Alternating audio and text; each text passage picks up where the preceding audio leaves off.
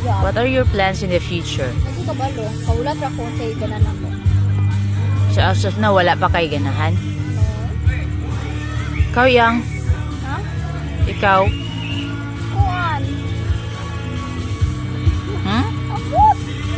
Okay naman na. It's just temporary. You might change your mind later on.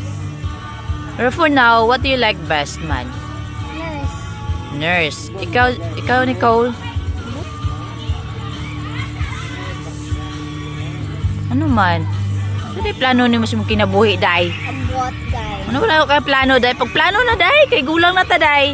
Ayok pa bitog time, day. Ay na, ayaw pagsalikan ng kuan, day. Kadali rin ang dalaga ng time, day. Kaulat ra konti, makagdaon sa ganan ako, day. Kuan. Mag-nurse po, day ka. Gani, para classmate mo. Boring.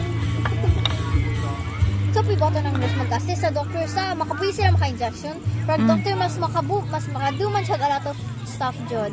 Yeah. Doctor ka. Yeah, boring po. Ano, boring man. Kitawan kayo memorize yun.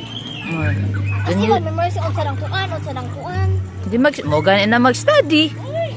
Akong brain die. O mag-teacher ka. Pwede magparehas ka ng kita. Come on, I got to. I don't know say about to say ang job. Mag-unsa makasa ng job.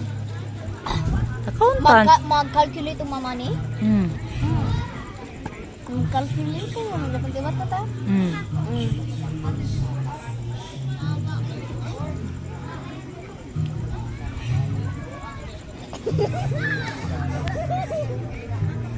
Yago. Si Ate Yvonne Rayang, asa na siya graduan na? Grade 10. Grade 10. Naning na siya daan sa iyang ganahan. Wala. Wala po siya plano pa po. Dapat na siya kuan kay college siya hapit.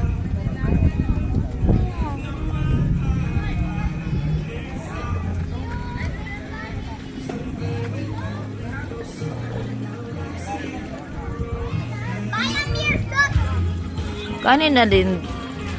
May na magkita ra mo dito sa guwas din lang Ate Rina, ate kuan. Biogas meaning. Ay, pero sa imong kuan, ganan nga trabaho.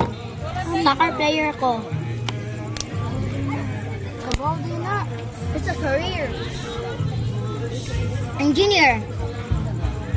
Ikaw, Gulliver? No?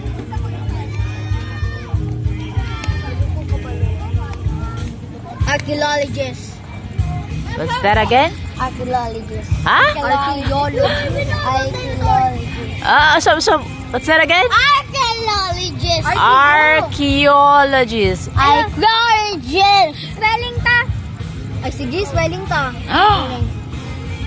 Mga easy for the... Yagang huy. Kuyag isa ko mga ibe.